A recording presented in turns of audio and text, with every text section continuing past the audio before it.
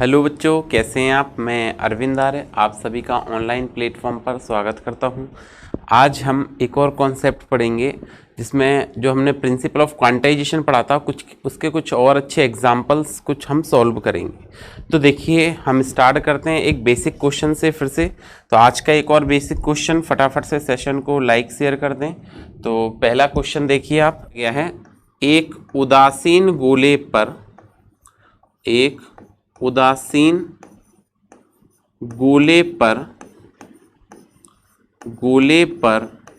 5 गुणा 10 की घात 21, एक उदासीन गोले पर 5 गुणा 10 की घात 21 इलेक्ट्रॉन उपस्थित हैं। एक कोई उदासीन गोला है, उस पर इतने इलेक्ट्रॉन उपस्थित हैं या इतने इलेक्ट्रॉन हैं उदासीन गोला पर। यदि उससे 10% इलेक्ट्रॉन बाहर निकाल दिए जाएं, 10% इलेक्ट्रॉन,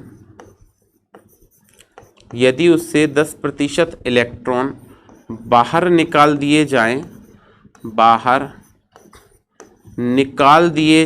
यदि उससे 10% इलेक्ट्रॉन बाहर निकाल दिए जाएं, तब गोले का आवेश क्या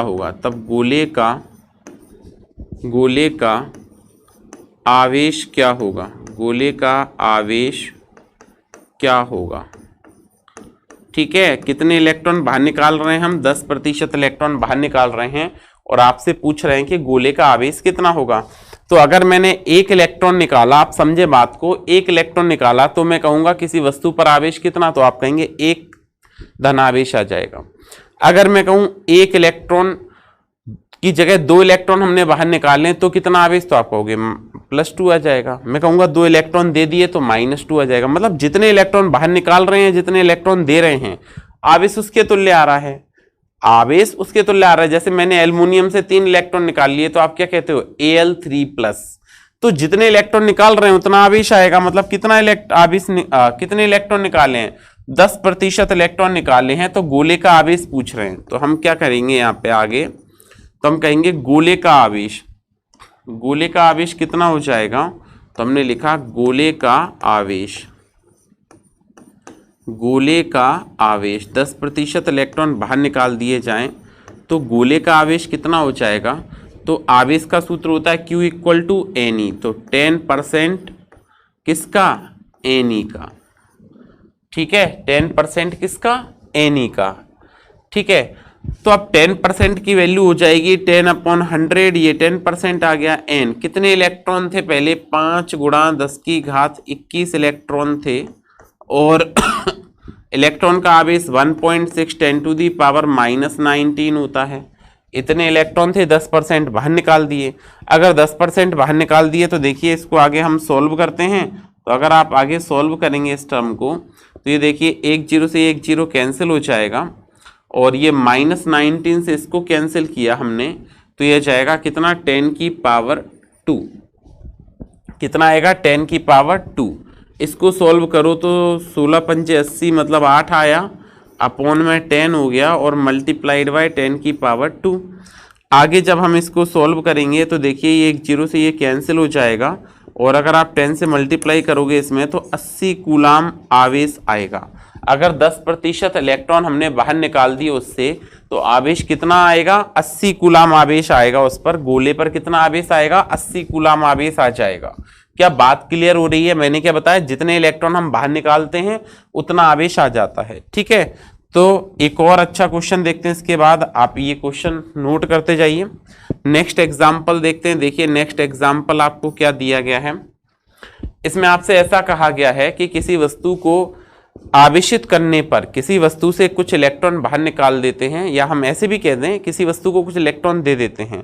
दोनों ही सेंस में पॉसिबल है। दे देंगे तो क्या आएगा, नेगेटिव चार्ज आएगा और बाहर निकाल देंगे तो पॉजिटिव आएगा। ठीक है, तो हमने क्या कहा, किसी वस्तु को इतना आवेशित करते हैं कि किसी वस्तु को किसी वस्तु को इतना आवेशित किया जाए, इतना आवेशित करते हैं कि, इतना आवेशित,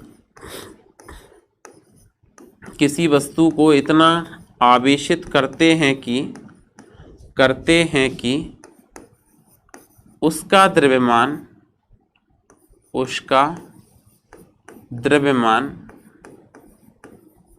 किसी वस्तु को इतना आवेशित करते हैं कि उसका द्रव्यमान 9.1 नैनोग्राम बढ़ जाता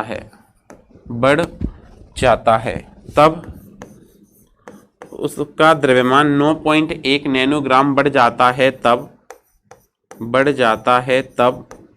तब आपसे पहला पार्ट पूछा गया है, तो वस्तु पर इलेक्ट्रॉनों की संख्या ज्ञात करो। वस्तु पर इलेक्ट्रॉनों की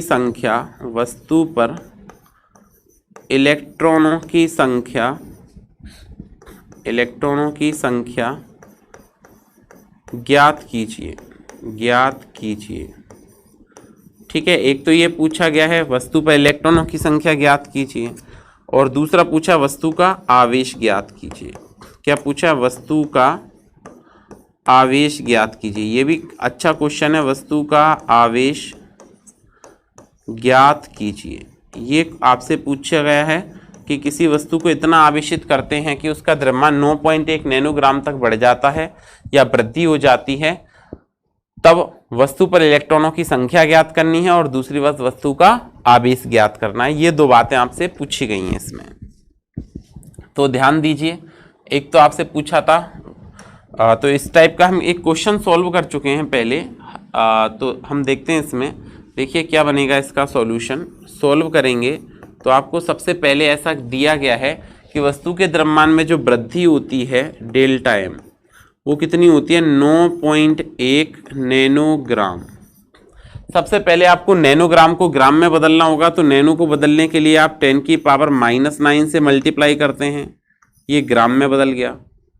फिर किलोग्राम, ग्राम तो स्टैंडर्ड इकाई है नहीं, किलोग्राम है, तो 9.1 10 की पावर -9 और किलोग्राम के लिए -3 से और गुणा कर देंगे, तो ये फाइनल आंसर आपका 9.1 इंटू 10 की पावर -12 kg हो गया।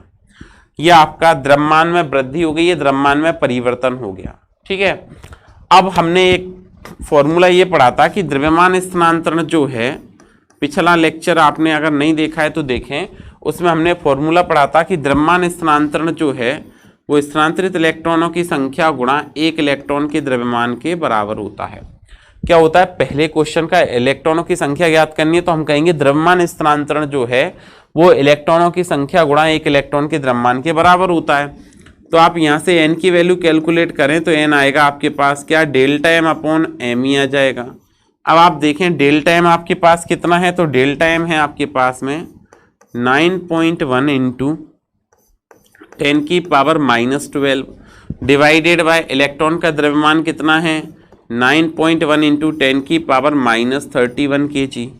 ठीक है, जो द्रव्यमान है, कितना द्रव्यमान में वृद्धि हुई? 9.1 10 की पावर -12, इलेक्ट्रॉन का 9.1 10 की पावर -31 kg है। हम इसको फाइनली सॉल्व करते हैं तो 9.1 से 9.1 कैंसिल हो जाएगा, -12 से इसे कैंसिल किया तो यह जाएगा आपका -819। ठीक है, तो स्थानांतरित इलेक्ट्रॉनों की संख्या कितनी आ गई? तो यह आ जाएगी n बराबर 10 की पावर -19 को ऊपर लिखेंगे तो +19 आ जाएगा। इतने इलेक्ट्रॉनों का जो है वो एक वस्तु से दूसरे वस्तु पर स्थानांतरण होगा।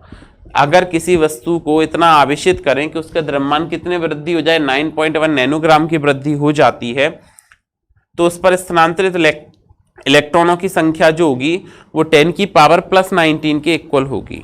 ठीक है, फिर देखिए इसी में आगे आपसे पूछा था कि आवेश ज्ञात करना है, तो सिंपल हो जाएगा आवेश ज्ञात करना। अब तो यहां से तो देखिए ये तो हो गया आपका कौन सा? ए वाला सेक्शन। अब हम बात करते हैं बी सेक्शन की। आवेश पूछा था तो आवेश का formula Q is equal to होता है NE। यहाँ से N आ गया हमारे पास में, हमको Q चाहिए। N की वैल्यू क्या है आपके पास? N है 10 की पावर +19। और E क्या है, E है 1.6 इंटू 10 की पावर -19। ये +19 और ये -19 कैंसिल आउट हो जाएगा, तो फाइनल आंसर आपका 1.6 कूलाम आ जाएगा। कितना आवेश बढ़ा, तो आप देखेंगे कि इसका आवेश जो बढ़ेगा वो कितना बढ़ेगा, वो बढ़ेगा 1.6 कूलाम। कितना बढ़ेगा, 1.6 कूलाम। अगर वृद्धि हो रही है तो वस्तु कैसी होगी, ऋणावेशित होगी। इलेक्ट्रॉनों की संख्या में वृद्धि हो रही है ना, इलेक्ट्रॉन बढ़ जाते हैं, अतः वस्तु ऋणावेशित होगी। अतः वस्तु जो होगी, अतः वस्तु कैसी होगी, वस्तु होगी ऋणावेशित। वस्तु ऋणावेशित होगी, अतः वस्तु ऋणावेशित होगी। कैसी होगी, वस्तु पर आवेश कैसा होगा, ऋणावेश होगा। क्या बात क्लियर हो गई? ठीक है, तो इस तरह से हमको ये क्वेश्चन को कैलकुलेट करना है। फिर देखिए नेक्स्ट क्वेश्चन और देखते हैं। ये भी एनसीईआरटी का एग्जाम्पल है और काफी अच्छा है एग्जाम्पल। क्या है क्वेश्चन, क्वेश्चन आपको ये दिया गया है 250 ग्राम जल में, क्वेश्चन है 250 ग्राम जल में ऋणावेश या धनावेश की मात्रा ज्ञात कीजिए। ऋणावेश या धनावेश की मात्रा ज्ञात कीजिए। ऋणावेश या धनावेश की मात्रा, धनावेश की मात्रा ज्ञात कीजिए। ठीक है, ये पूछा गया है, ज्ञात कीजिए। 250 ग्राम जल में ऋणावेश या 250 ग्राम जल में ऋणावेश या धनावेश की मात्रा ज्ञात कीजिए। ये क्वेश्चन आपको दिया गया है, एनसीईआरटी का एग्जाम्पल क्वेश्चन है 1.3। ठीक है, एनसीईआरटी में आपको ये कहा 1.3 एग्जाम्पल नंबर मिलेगा एनसीईआरटी पे। ठीक है, काफी अच्छा क्वेश्चन है। तो देखिए आप इसका सॉल्यूशन भी देखते हैं। आपको कहा है कि 250 ग्राम जल दिया गया है और 250 ग्राम जल में आपको धनावेश या ऋणावेश की मात्रा ज्ञात करनी है। तो देखिए जब आप धनावेश की या ऋणावेश की मात्रा ज्ञात करने जाएंगे जल में, 250 ग्राम जल है और जब आप इसमें क्या करेंगे, या तो धनावेश की मात्रा ज्ञात करेंगे या ऋणावेश की मात्रा ज्ञात करेंगे, तो ये मॉलिक्यूल है, ठीक है, अणु है, और जो विद्युत रूप से कैसा होता है, उदासीन होता है। और अगर ये विद्युत रूप से उदासीन है तो जितना धनावेश इसके अंदर होगा उतना ही क्या होगा, ऋणावेश होगा। तो सबसे पहले जो कुछ बेसिक चीजों की आवश्यकता है, तो हम क्या कहेंगे कि जल में उपस्थित अणुओं की संख्या ज्ञात कर लेते हैं। तो जल में उपस्थित अणुओं की संख्या ज्ञात करने के लिए आपको दिया गया भार कितना है, दिया गया भार, दिया गया जल का भार, जल का भार, जल का भार जो दिया गया है वो दिया गया है कैपिटल M, ठीक है जी, गिवन मतलब कितना हो जाएगा 250 ग्राम। ठीक है, फिर जल का अणु भार क्या ज्ञात करेंगे, जल का अणु भार। अगर आप जल का अणु भार ज्ञात करेंगे तो मॉलिक्यूलर वेट, मॉलिक्यूलर वेट, ठीक है, गिवन वेट, मॉलिक्यूलर वेट, तो ये कितना होता है 18 ग्राम होता है। कैसे कैलकुलेट किया मॉलिक्यूलर वेट, तो आप यहाँ पे पाएंगे कि अगर हम जल को लिखते हैं क्या, H2O, हाइड्रोजन के कितने अणु हैं, एक है, तो मैं इसको हाइड्रोजन के दो अणु हैं, तो 2H + O लिख दूंगा, 2।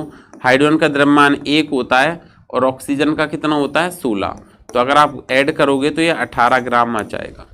ठीक है, तो जल में उपस्थित अणुओं की संख्या क्या ज्ञात करें, इसके बाद हम ज्ञात करेंगे जल में उपस्थित अणुओं की संख्या। तो हमने ज्ञात किया जल में उपस्थित, जल में उपस्थित, जल में उपस्थित अणुओं की संख्या। तो जल में कितने अणु उपस्थित होंगे, जल में उपस्थित अणुओं की संख्या। जल में उपस्थित अणुओं की संख्या कैसे ज्ञात करेंगे, तो हम ज्ञात करें कैपिटल N बराबर क्या ज्ञात करेंगे, दिया गया भार बटे मॉलिक्यूलर वेट, परमाणविक भार गुणा एवोगैड्रो संख्या। ऐसे हम जल में उपस्थित कुल अणुओं की संख्या ज्ञात कर लेंगे कि जल में कितने अणु उपस्थित हैं। जल में उपस्थित अणुओं की संख्या को हम इस प्रकार से ज्ञात कर सकते हैं। अब आप आगे देखिए, जल में उपस्थित अणुओं की संख्या ज्ञात करेंगे तो देखिए हमने इसकी वैल्यू रखी इक्वल टू mg है 250 ग्राम अपॉन वेट 18 ग्राम। अब अगर आप यहाँ पे कन्वर्ट भी करते तो ये ग्राम से ग्राम -3 करते, इसको भी -3 करते, कट जाता। एवोगैड्रो संख्या का मान होता है 6.023 इंटू 10 की पावर 23। ये एवोगैड्रो संख्या होती है, एवोगैड्रो संख्या होती है। ये जल में उपस्थित अणुओं की संख्या आ गई। एक अणु का आवेश कितना होता है, तो एक अणु का आवेश कितना होगा और इतने अणु उपस्थित हैं, इनसे गुणा कर देंगे। तो जल के एक अणु का आवेश, जल के एक अणु में उपस्थित इलेक्ट्रॉन की संख्या या धनावेश की संख्या, ऋणावेश की संख्या, जल के एक अणु में, जल के एक अणु में, जल के एक अणु में ऋणावेश की मात्रा, चलो ऋणावेश ज्ञात कर लेते हैं। ऋणावेश की मात्रा, तो जल के एक अणु में ऋणावेश की मात्रा कितनी होगी ये कैलकुलेट करना है। तो जल के एक अणु में ऋणावेश की जो मात्रा होगी वो जाएगी आपकी small q equal to N E, small q equal to N E. अब देखिए जल के एक अणु में n इलेक्ट्रॉन कितने आएंगे, तो H2O, आपने क्या कहा ये 2H प्लस O है। तो इसके हाइड्रोजन के पास कितने इलेक्ट्रॉन हैं, एक अणु के पास कितना इलेक्ट्रॉन है, एक। तो दो के पास कितने हो जाएंगे, दो हो जाएंगे, क्योंकि हमने बताया था इलेक्ट्रॉन या प्रोटॉनों की संख्या परमाणु क्रमांक के बराबर होती है। तो 1H1 लिखते हैं आप हाइड्रोजन को, मतलब परमाणु क्रमांक 1 है, लेकिन हाइड्रोजन के अणु कितने हैं आपके पास, 2 हैं। तो इलेक्ट्रॉन भी कितने होंगे, 2 होंगे। ऑक्सीजन के लिए देखें तो आप लिखेंगे 8O16। तो ऑक्सीजन का परमाणु क्रमांक कितना है, 8 है। तो इलेक्ट्रॉन भी कितने होंगे, 8 होंगे। तो मतलब टोटल कितने हो गए, 10 हो गए। क्या बात आप समझ पा रहे हैं यहाँ पे, ठीक है। टोटल कितने इलेक्ट्रॉन हो गए आपके पास, 10 इलेक्ट्रॉन हो गए। तो एक अणु का ऋणावेश कितना आ जाएगा, तो आ जाएगा 10e। एक के लिए कितना आएगा, 10e।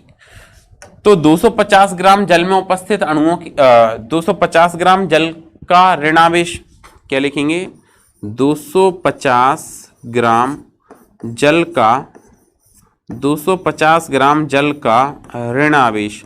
तो 250 ग्राम जल में ऋणावेश कितना आएगा, तो आपने क्या किया, ऋणावेश ज्ञात करना है। तो capital Q is equal to, अब देखिए एक अणु में कितने इलेक्ट्रॉन हैं, एक अणु में है आपके 10e, ठीक है। 10 इंटू 1.6 10 की पावर -19।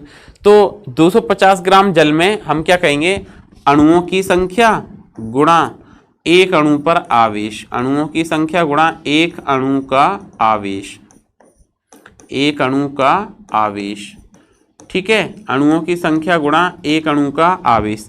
तो आपके पास अणुओं की संख्या कितनी है, तो ये जाएगी आपके पास 250/18 इंटू 6। अब 6.023, तो ये अप्रोक्सीमेट बहुत ज़्यादा छोटी संख्या है, इसलिए हम केवल 6 से ही काम चला सकते हैं। 6 इंटू 10 की पावर 23 अप्रोक्सीमेट कैलकुलेशन हो जाएगी इससे, ठीक है। इंटू अब एक अणु का आवेश, तो यह जाएगा 10e।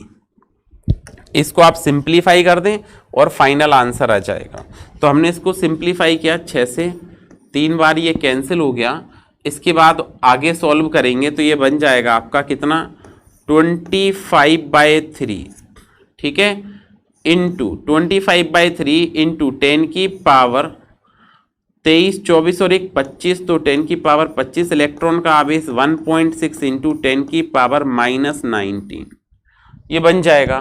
फाइनली आपने इसको सॉल्व किया तो ये बनेगा कितना, 1.6 से मल्टीप्लाई करेंगे तो 8 32 और 8 40। अब एक के बाद दशमलव है तो आपने यहाँ लगा दिया अपॉन में 3 इंटू ये माइनस के 19 से 25 को कैंसिल करेंगे तो यह जाएगा 10 की पावर 6, ठीक है। तो ये 10 की पावर 6 आ गया। अब देखिए आप कितना इजी गोइंग क्वेश्चन सॉल्व करना हो गया। तो ये 40/3 है, 40/3 इंटू 10 की पावर 6, मतलब मैं लिख सकता हूँ 4/3 10 की पावर 4/3 इंटू 10 की पावर 7। डिवाइड लगाएंगे तो अप्रोक्स 1.33 आ जाएगा, इंटू 10⁻7 कूलाम, इतना ही धनावेश आएगा इस पर और इतना ही ऋणावेश आएगा। काफ़ी अच्छा क्वेश्चन था ये, बहुत अच्छा क्वेश्चन था, एनसीईआरटी का एग्जाम्पल है, आप जरूर करिएगा। ठीक है, तो आज के लिए इतना ही, फिर मिलते हैं नेक्स्ट क्लास में, तब तक keep study, keep watching, thank you.